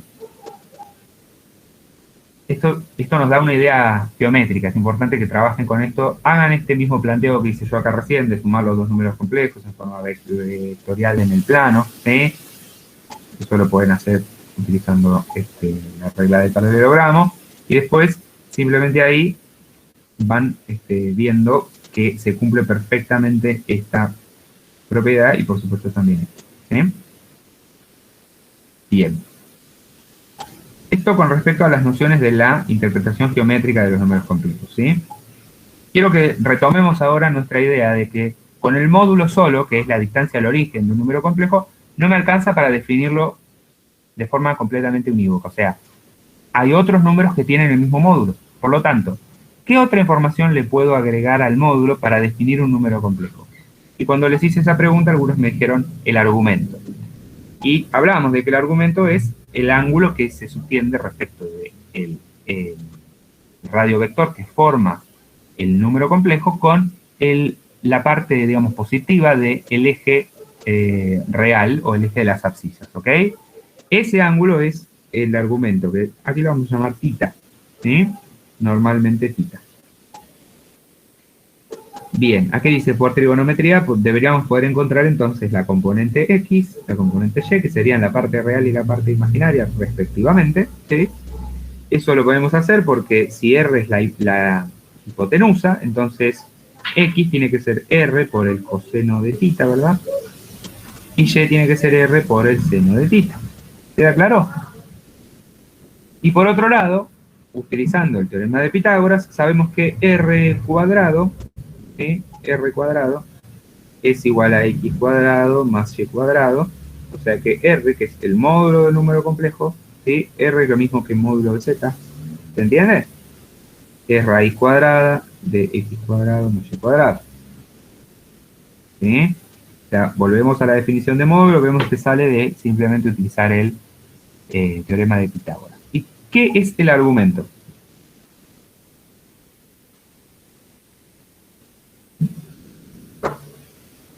¿Cómo encuentro θ?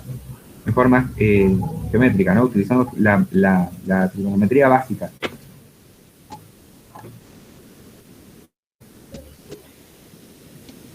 Mediante el arco tangente de la parte imaginaria sobre la real. Exactamente. ¿Sí? ¿Todos ven eso? ¿Sí? Este es el opuesto, este es el lado opuesto, ¿verdad? Este es el adyacente del ángulo y la tangente de un ángulo, del ángulo que está aquí, ¿sí? Es el opuesto sobre el adyacente. ¿Sí? Entonces, para encontrar el ángulo, lo que necesito hacer es aplicar la operación inversa. Voy a escribirlo de nuevo porque me quedé sin espacio ahí, Un segundo. La tangente de θ es igual entonces a el opuesto, que era y, sobre x. Y por lo tanto, para encontrar θ necesito aplicar la operación inversa, que es el arco tangente.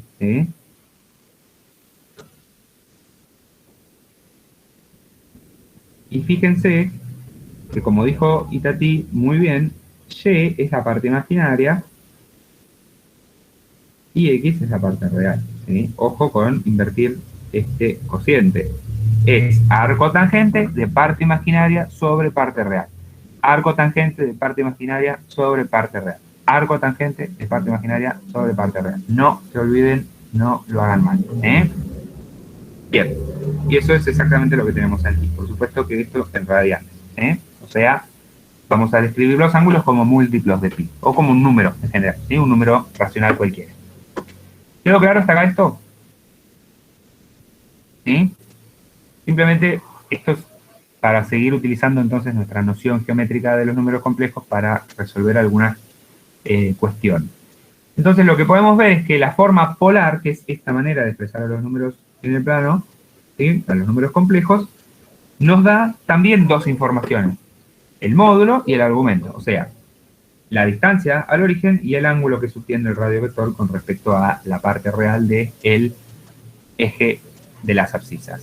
Y con esas dos informaciones volvemos a encontrar el número complejo que nosotros queríamos, Es decir que nuevamente puedo expresar un número complejo ahora de otra forma, con otras coordenadas, en otro sistema de coordenadas, que van a ser las polares, o sea, módulo y ángulo, para poder expresar el mismo número complejo. No es casualidad que necesite dos informaciones, insisto. Lo natural es que, como son números en el plano, necesite dos informaciones para poder encontrar un número inequívocamente. Bien. Ahora, lamentablemente, la forma polar tiene una, si se quiere, desventaja. Y es que, si yo a cualquier número, a cualquier ángulo, le sumo 2pi radianes o un múltiplo entero de 2pi, en realidad vuelvo al mismo punto, ¿verdad? Si yo me paro, vamos a hacer hacerlo acá, a ver. Si yo tengo, digamos, un círculo, por ejemplo, ese que está ahí, vamos a poner acá, esto es un plano complejo. Por supuesto, esto lo van a seguir viendo la clase que viene, pero me interesa que lo empecemos a charlar. Si yo recorro este círculo y me paro en este punto, y doy una vuelta entera, volví al mismo punto. Entonces, si este número complejo tiene módulo z y ángulo θ, entonces cualquier número, vamos a llamarlo z a este número, con módulo z y forma, vamos a ponerle el argumento acá de z θ, vamos a sacarlo de acá. Si yo a esto le sumo 2pi, obtengo el mismo número. Es exactamente lo mismo que si le sumo, por ejemplo, 4pi. Y es exactamente lo mismo que si le sumo 6pi. Bueno, o sea, es lo mismo sumarle 2kpi, donde k pertenece a los enteros, porque también podría haber hecho 0 menos, θ menos 2pi. También estoy en la misma, porque si doy la vuelta para el otro lado, si doy la vuelta para allá, pero doy una vuelta entera, vuelvo al mismo punto. ¿Qué es lo que quiero decir con esto? Que al argumento yo le puedo sumar vueltas enteras, que por supuesto es equivalente a decir que le sumamos un múltiplos enteros de 2pi. Si yo doy una vuelta para un lado o para el otro, en el sentido de que si yo le sumo o le resto 2kpi, Vuelvo siempre al mismo punto, por lo tanto, los números complejos tienen infinitos argumentos. Un mismo número complejo tiene muchos argumentos distintos. Entonces, para no marearnos, para no volvernos locos con, bueno, ¿cuál es el argumento que tiene? Pero entonces yo tengo el mismo número, pero tenemos 4 argumentos distintos. Vamos a ponernos de acuerdo y convenir el uso de un argumento entre dos valores dados, que van a ser menos pi y pi, como tenemos acá. Y cuando nos querramos hacer referencia al argumento que está entre menos pi y pi incluido, fíjense que este es un menor o igual y este es un menor estricto, cuando querramos hacer eso, vamos a llamarlo como argumento con la A mayúscula, arg, de z. Y esto nos va a dar el argumento entre menos pi y pi. Nos vamos a tener que encargar de que el argumento que encontremos esté entre menos pi y pi. ¿Sí? Si obtenemos un número que esté por arriba de pi o por abajo de pi, tenemos que, de alguna manera, acomodarlo para que quede dentro de esa convención. ¿Sí? Insisto, es una convención, es la convención que usa el libro que vamos a usar, ¿sí? Que como ya habrán visto ayer en la teoría, es el de Churchill y Brown, variable compleja y aplicaciones. ¿Sí? Y en ese libro la convención es que el argumento principal sea de menos pi a pi. Hay otros libros con otras convenciones, por ejemplo, de 0 a 2pi. Lo importante es que la convención abarque una vuelta entera, ¿sí? O sea que el ancho total sea 2pi, y en este caso entonces la que vamos a usar nosotros es de menos pi a pi. ¿Ok? ¿Queda claro? ¿Sí? ¿No? Si no queda muy claro, igual tranquilos porque vamos a seguir viéndolo. Vamos a ir ejercitando eso. Una manera todavía más comprimida de hablar de los números en su forma polar es lo que se llama la forma exponencial, que hace uso de la fórmula de Euler o identidad de Euler o Euler, si saben un poco de alemán. Es que podemos expresar o hacer notar, ¿sí? es una notación esto, que e a la i tita es lo mismo que coseno de tita más i por seno de tita. Y luego podemos expresar un número complejo de forma muy compacta como r, que es su módulo, por e a la i por el argumento. ¿Sí? ¿Se entiende? Esta es una forma súper compacta y nos va a permitir expresar los números complejos con su módulo y su argumento de una manera mucho más sencilla que la forma exponencial que necesitaríamos escribir este corchete, este paréntesis, ¿ok? Pero, fíjense, no tiene ningún misterio, ¿sí? Es la distancia del origen y el ángulo que sostiene. Nada más. Es la misma información que teníamos antes, está todo igual. Un detalle que salteé, pero que quiero volver a aclarar, que seguramente ayer también lo hablaron, es que cuando giramos en el plano complejo, respecto al origen, ¿sí? Como hicimos recién, vamos a decir que el argumento crece cuando giramos en el sentido contrario de las agujas del reloj. ¿Sí? O sea, este va a ser lo que llamamos el sentido positivo. Y el argumento va a decrecer, ¿sí? Cuando giramos en el sentido de las agujas del reloj, o sea, así. ¿Sí? Y este va a ser nuestro sentido negativo. ¿Sí? Ahora va a ir teniendo más sentido. Yo estoy tirando mucha información, lo sé, pero va a ir como acomodándose a medida que hagamos algún ejercicio más. Bien. Por supuesto, volvemos a repasar este tema de la igualdad. Ya debería quedar claro, pero si no, lo volvemos a decir. Cuando tenemos la igualdad entre dos números complejos, significa que las dos partes, no importa la representación que tenga el número, son iguales. Como ahora estamos viendo la forma exponencial o polar, las dos partes ahora son el módulo y el argumento. Entonces, el argumento y el módulo tienen que ser iguales. Un detalle mínimo es que si el argumento no es el principal, entonces puede ser que difieran en un número entero de veces de 2pi. ¿Sí? Pero nada más. Esto es simplemente por la idea de que si yo hago variar el argumento un número entero de veces 2pi, no me está cambiando el argumento, estoy volviendo al mismo número y por lo tanto no hay ningún problema. ¿Sí? Pero el concepto sigue siendo el mismo. Las dos partes que forman el número complejo tienen que ser iguales. Bien. Bien, vamos a hacer algunos ejercicios Me voy a saltear estos por ahora, ¿sí? Si llego, lo hacemos en clase, pero si no quedan para ustedes, háganlo en su casa, por favor, les pido, ¿sí? Y si tienen dudas, vengan a consulta. Ya vamos a dar los horarios de consulta más concretamente esta semana, como para que ustedes puedan empezar a hacer ejercicios en casa y venir. Por supuesto que si me quieren mandar un mail a mí, a Gaby o a Ariel, que son los otros JTP de la cátedra, nos pueden mandar sin ningún problema. Le pueden mandar a Iván, le pueden mandar a Gastón también, digamos, no hay ningún problema. Ustedes manden mail si tienen consulta, si se la podemos responder en el momento se puede hacer, si no a veces tardamos un poco más, y si no, si es algo que es muy complejo de explicar o necesitamos otro tipo de interacción, generalmente los invitamos a venir a las consultas, ¿sí? Pero ustedes manden mail sin miedo y vemos qué se puede hacer. Bien. Hagamos entonces algunos ejercicios de estos que están acá, sobre todo de cambio de formas, ¿sí? De forma binomial a la forma exponencial, ¿ok? ¿Dudas, preguntas? ¿Escucho? No, profe. Bueno, esto es del 2.1 de la guía 0, ¿ok? Por las dudas de que se hayan olvidado. La guía 0 está para descargar en el campus, la pueden ir bajando. También está la guía 1, la vamos a empezar a usar a partir de la semana que viene, así que si ya la quieren ir viendo, mejor.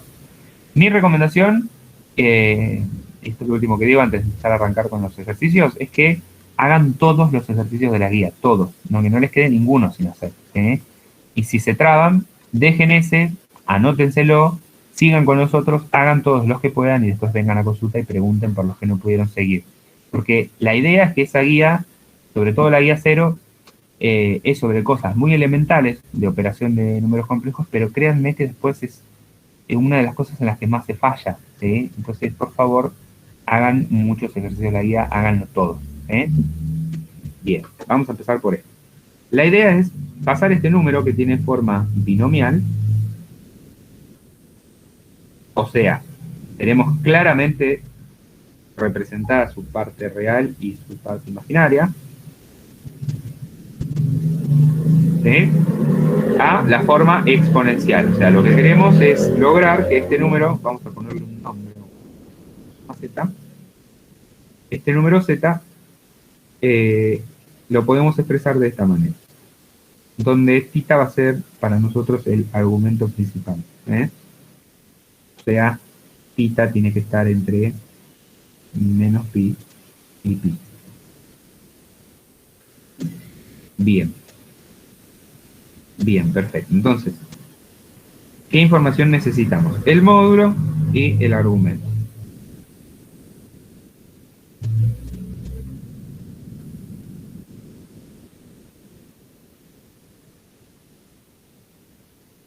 ¿Cómo llamamos el módulo?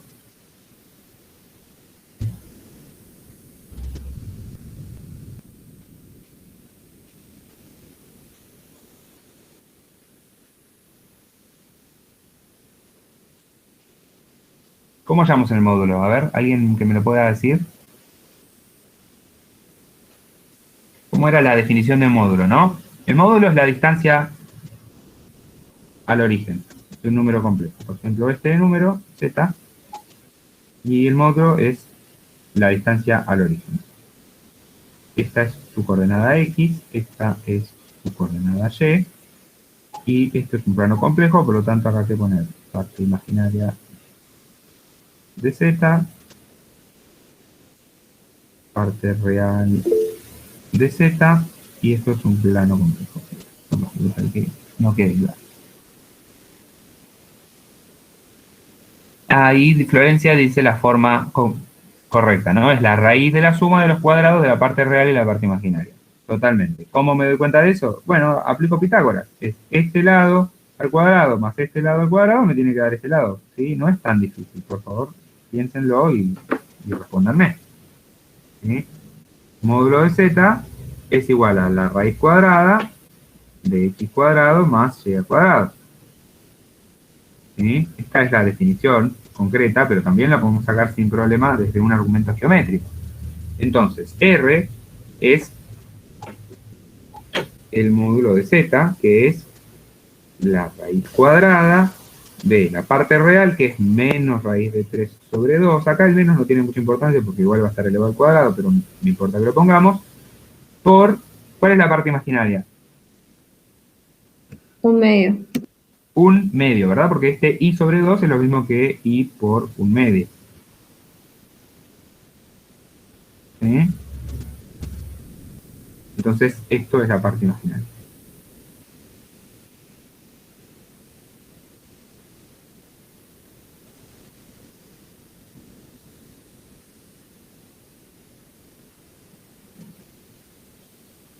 ¿Están de acuerdo conmigo? Sí. Bien, entonces esto es 4 cuartos, o sea, raíz de 1, o sea, 1. ¿Por qué no puedo tomar la otra solución de la raíz? ¿Verdad? Porque esta raíz tiene dos soluciones. ¿Se acuerdan cuando hicimos la ecuación hace un ratito? ¿Qué pasa acá? ¿Por qué estoy tomando 1 y no dije nada? Porque está tomando valor absoluto. No. Porque es distancia. A ver, hay algo ahí, hay una confusión ahí, pero igual está bastante bien. A ver. Porque el argumento nunca puede ser negativo. El argumento jamás puede ser negativo. De hecho, el argumento tampoco puede ser 0, porque el número 0 no está definido en forma polar. El número 0 es 0, no tiene forma polar. ¿Me entiendes? Entonces, R tiene que ser siempre positivo, estrictamente positivo. O sea que R es mayor a 0. Ni siquiera mayor o igual. Bien. Entonces, como R es mayor a 0, porque es una distancia, ¿sí? Es la distancia al origen. Ninguna distancia, ¿sí?, es negativa. ¿Se dan cuenta? O sea, no. A menos que yo quiera implicar algún sentido, cuál está antes y cuál está después, ninguna distancia es negativa, ¿ok? Entonces, como es una distancia, necesito la solución positiva. Jamás podría tomar la solución negativa acá. ¿Sí? Por supuesto que menos 1 no. Otra cosa que me interesa que surgió ahí es que me dijeron valor absoluto. Valor absoluto se nota igual, o sea, yo escribo igual el valor absoluto de x, pero x es un número real. Cuando yo tengo las barras de módulo y en el medio hay un número real, esto es el valor absoluto.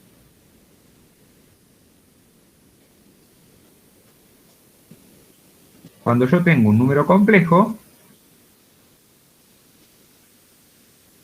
entonces esto es el módulo. ¿Sí? Entonces, lo que yo tengo acá es el módulo, no el valor absoluto, ¿verdad? Porque tengo las barras de módulo, pero en el medio tengo un número complejo. ¿Queda claro? Lo cierto es que si yo tengo un número complejo que tiene parte imaginaria distinta de 0, entonces, 0, entonces voy a tener un número real puro y en ese caso el módulo y el valor absoluto van a coincidir, ¿verdad? ¿Sí?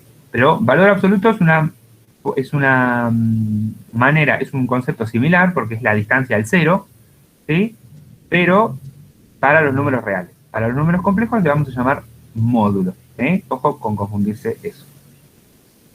Bueno, entonces ya encontramos nuestro módulo, que era lo que queríamos para empezar a representar este número en forma exponencial. ¿Sí? O sea, ya sabemos que este número que está acá arriba va a tener un módulo 1. Y ahora me falta encontrar, ¿sí?, el argumento. ¿Sí? Vamos a copiar este número, lo voy a hacer allá abajo. Un segundito. Acá. Bien. Ya sabemos entonces que este número va a ser 1 por e a la i tita. Nos falta encontrar tita ahora. ¿Cuánto vale tita? O sea, nuestro argumento.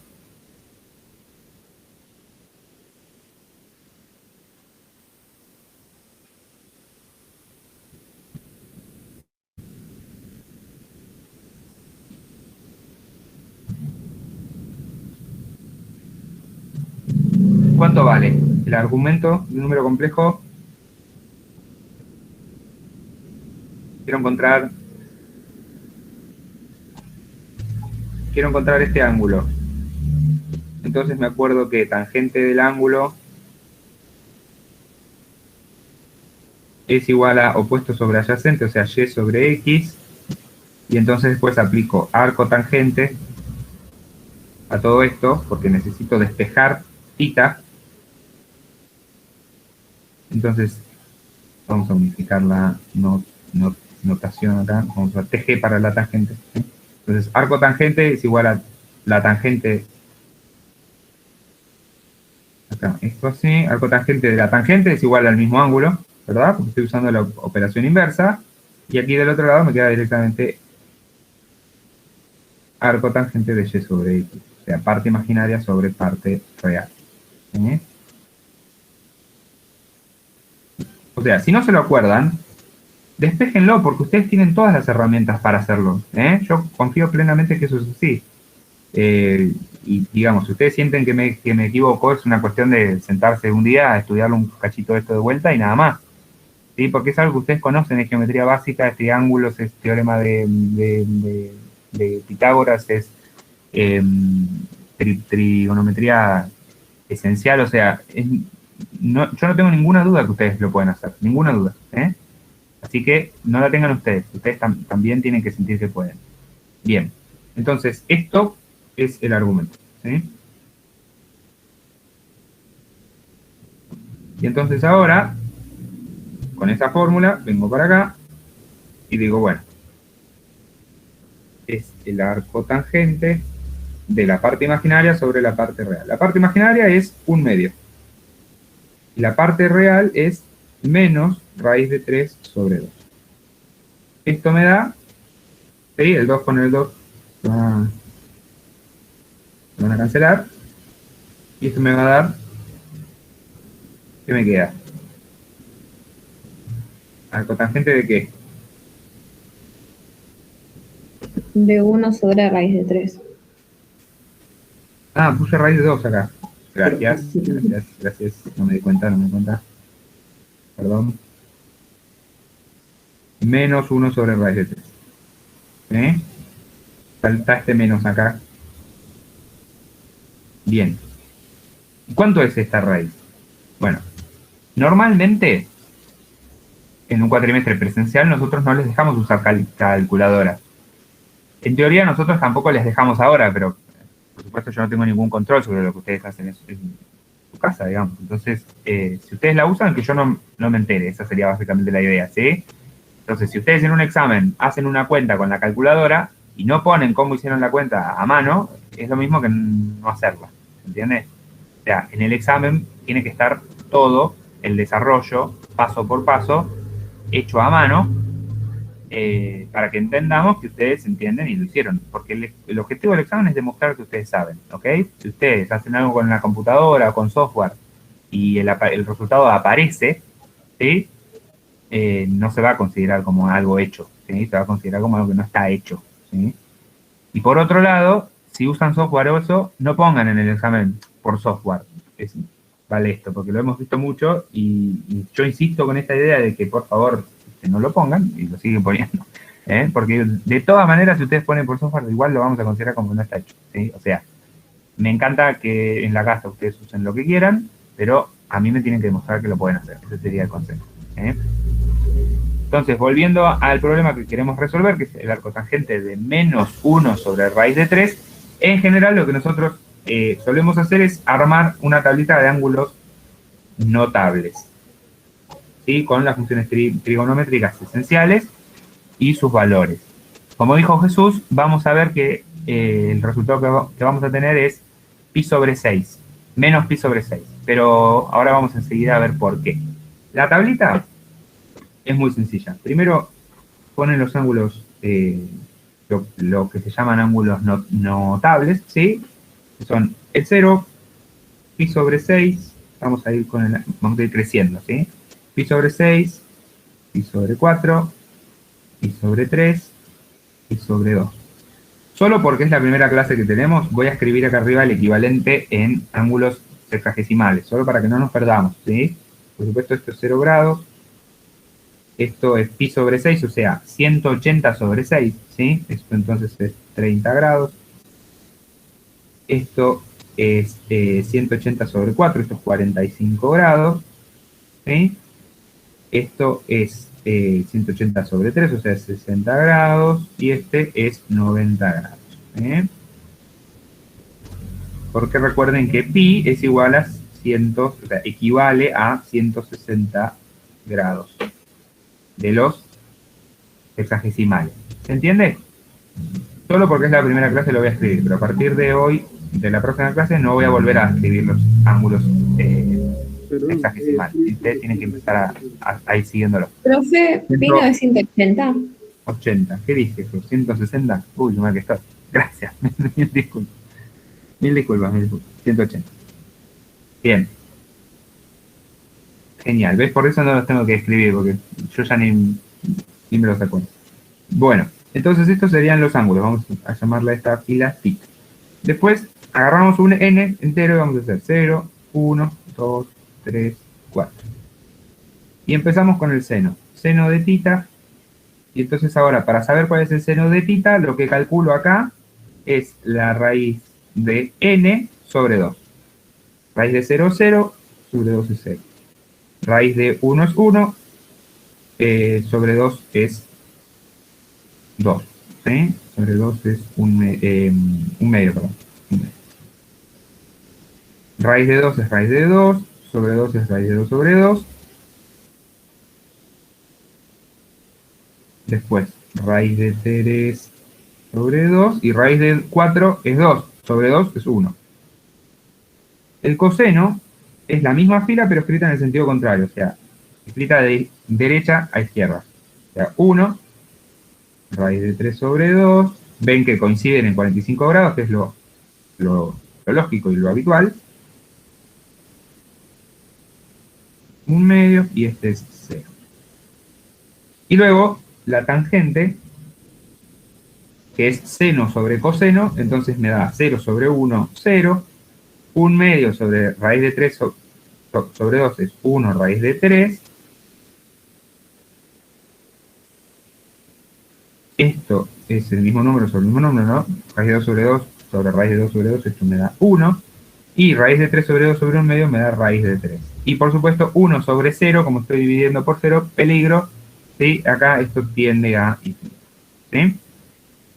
Recuerden que la tangente es una función impar, porque el seno, que es impar, está en el numerador. Ahí, con un menos acá, es lo mismo que esto. ¿Sí? Bien, entonces con esta información ya deberíamos poder encontrar nuestro argumento. Porque lo que tenemos acá es el arco tangente de menos 1 sobre raíz de 3. ¿Sí? ¿Qué quiere decir que el arco tangente de menos 1 sobre raíz de 3, qué es? ¿No? Yo estoy buscando un ángulo. Necesito encontrar un ángulo tal que su tangente sea menos 1 sobre raíz de 3. Eso es el arco tangente. ¿Sí? El arco tangente es un ángulo tal que su tangente sea lo que yo quiero encontrar. ¿Sí? Bien, entonces, sabemos que la tangente de pi sobre 6 es 1 sobre raíz de 3. Y luego, como tenemos un menos acá, significa que el ángulo que queremos encontrar es menos pi sobre 6, porque la tangente es impar. Entonces, esto es igual a menos pi sobre 6. Vamos a... ¿Puedo volver a explicar eso? Sí. Volvemos a aplicar. Ningún problema. Ningún problema. Arco tangente me devuelve un ángulo.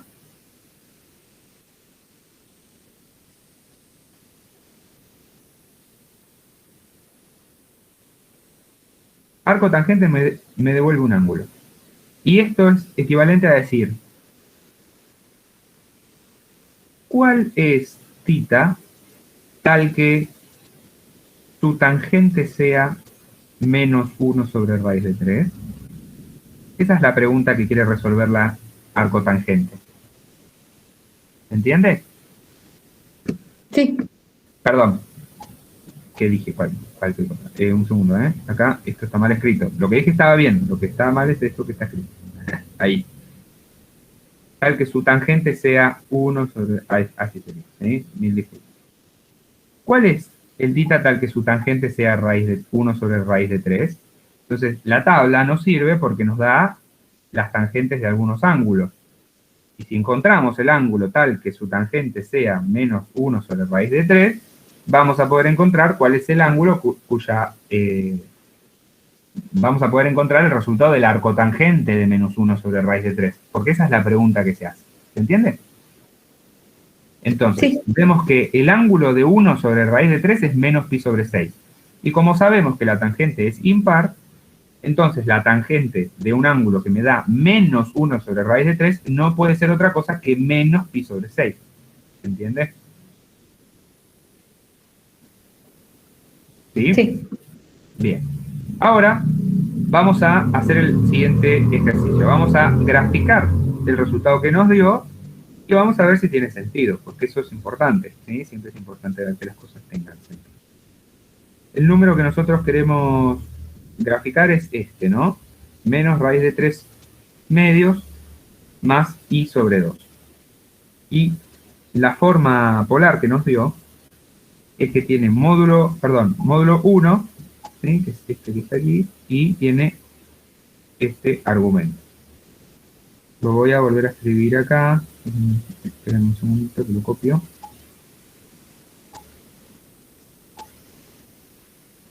Porque como fui haciendo zoom me quedó todo de distintos tamaños. Quiero unificar eso.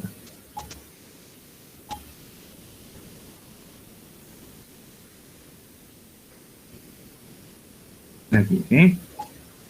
Recopilando lo que hicimos hasta recién, entonces esto es igual a un número que tiene módulo 1. En general el 1 ese no se escribe, ¿sí? Yo ahora lo voy a escribir para que quede claro, es una cuestión didáctica, pero si no, en general no se escribe, ¿sí? Esto es módulo de menos raíz de 3 sobre 2. Y como argumento vamos a poner menos pi sobre 6. Ahora vamos a hacer una gráfica de ese número, ¿sí? En el plano complejo. Parte real de z, parte imaginaria de z. Bien. Para hacer esto, ya sabemos que, bueno, la distancia 1, puedo hacer una circunferencia y decir que todas estas distancias son 1. Pero me interesa que primero pensemos en el argumento, ¿sí? Como el argumento es pi sobre 6, lo que me conviene hacer es dividir pi en 6 partes. Pi son 180 grados, o sea, es un semiplano, ¿sí? O sea, es de aquí, es todo este semiplano para arriba. Es todo este semiplano para arriba, por ejemplo. ¿Sí? Pi son 180 grados. Entonces, ¿qué puedo hacer? Partir en 6 partes eso. 6 partes más o menos serían partir en mitades 3 partes. Eso me resulta más fácil. Entonces, hagamos por ejemplo eso. Si yo lo quiero partir en 3 partes, tengo que hacer unos cortes ahí un poquito más arriba de 45 grados. ¿Sí? A 60.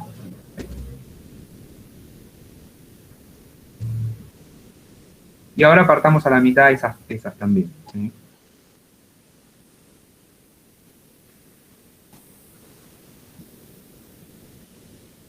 Cada una de estas porciones de pizza, digamos, que tengo acá, ¿sí?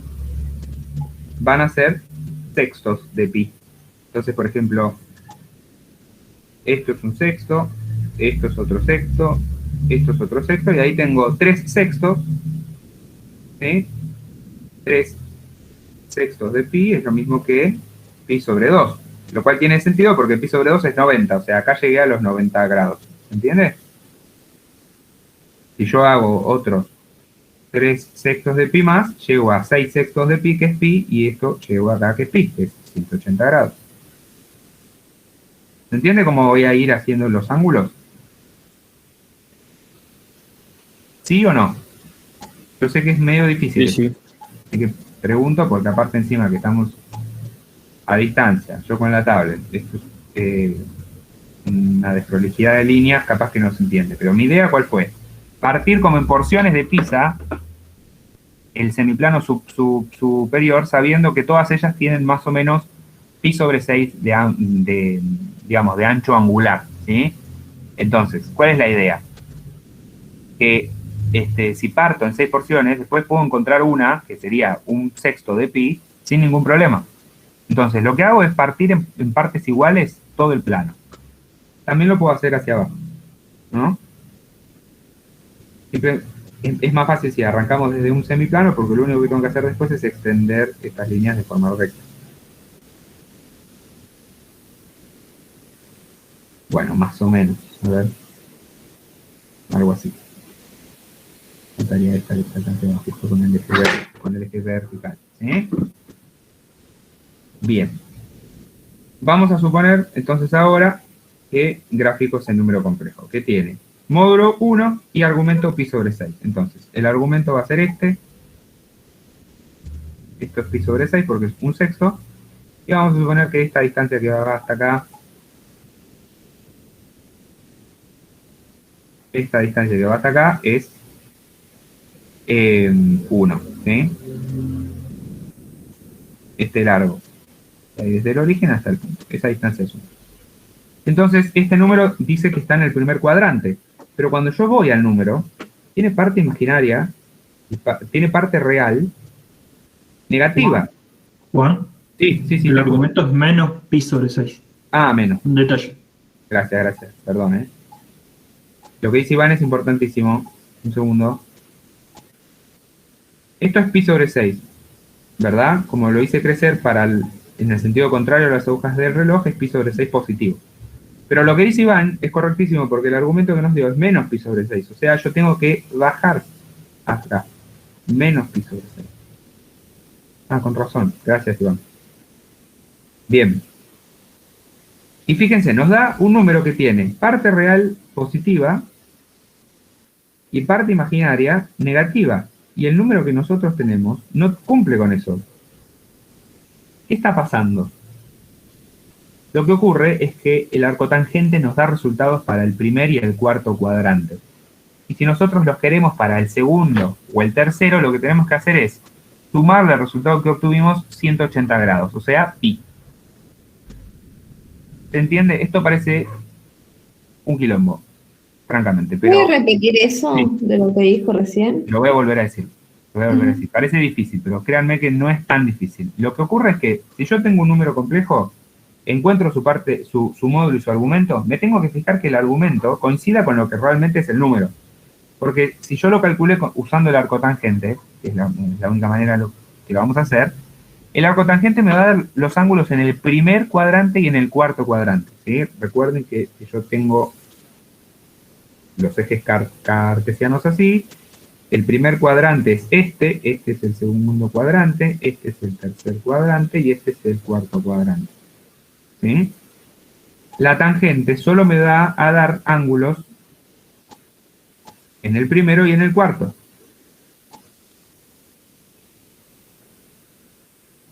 Por lo tanto, si yo quiero tener un número acá o acá, lo que tengo que hacer es al resultado que obtuve sumarle 180 grados, ¿sí? Por ejemplo, si el resultado estaba... A ver. Vamos a cambiar de... Ahí. Bueno. Un segundo que me quedó mal. Ahí está. Si el resultado estaba acá, le sumo 180 grados y el resultado me queda acá. ¿Se entiende? ¿Sí?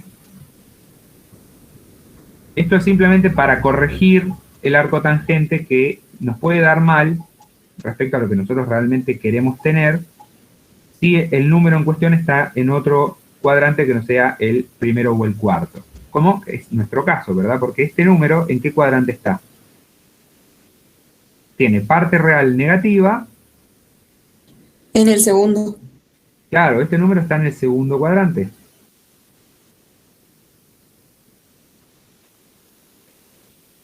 Por lo tanto, el número que obtuvimos que está en el cuarto, le tenemos que sumar 180 grados. No es difícil, lo único que tengo que hacer es verificar que lo que obtuve tenga sentido, nada más. Para eso me tengo que fijar cómo estaba el número en forma binomial. Eso lo voy a tener, porque por eso lo estoy pasando a forma polar. Y entonces ahora le voy a sumar 180 grados para terminar del otro lado, o sea, acá.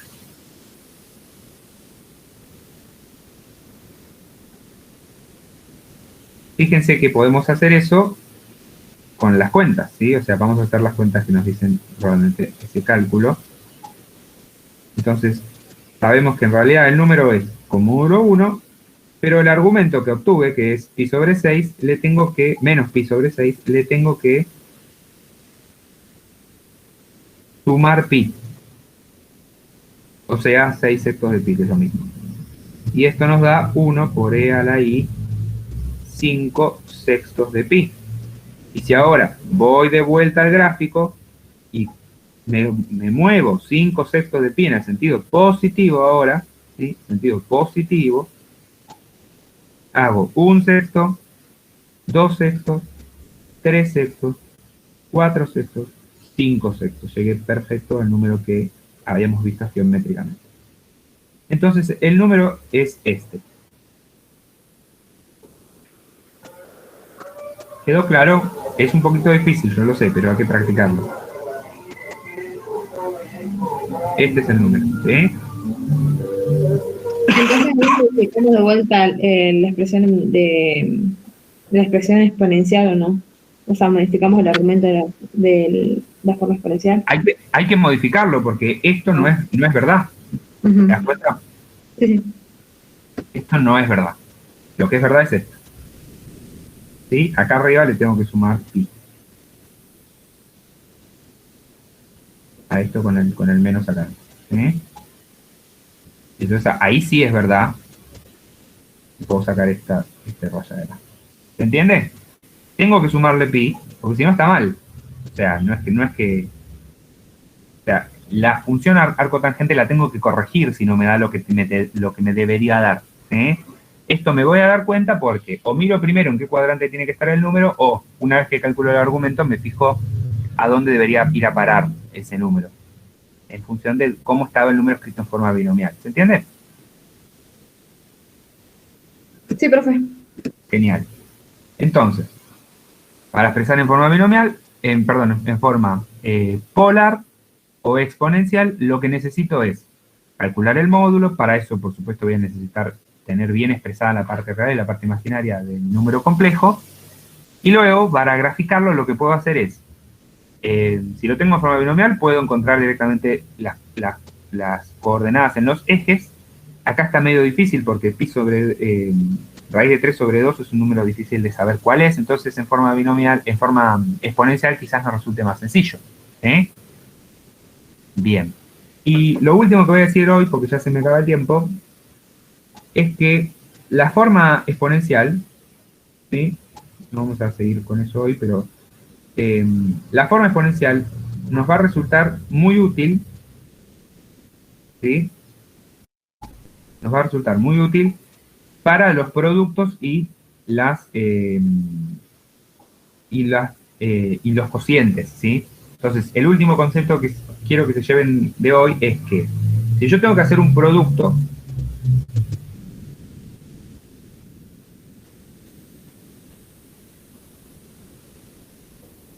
entre dos números complejos, me conviene hacerlo en forma exponencial, más que en forma binomial.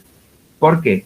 Porque el producto de Z1 con Z2 en forma exponencial es R1 por E a la I tita 1 por R2 por E a la I tita 2, y entonces esto me queda R1 por R2, ¿sí? Y el argumento me queda tita 1 más tita 2. ¿Se entiende? Entonces, lo que obtengo cuando hago el producto de dos números complejos en forma exponencial es el producto de los módulos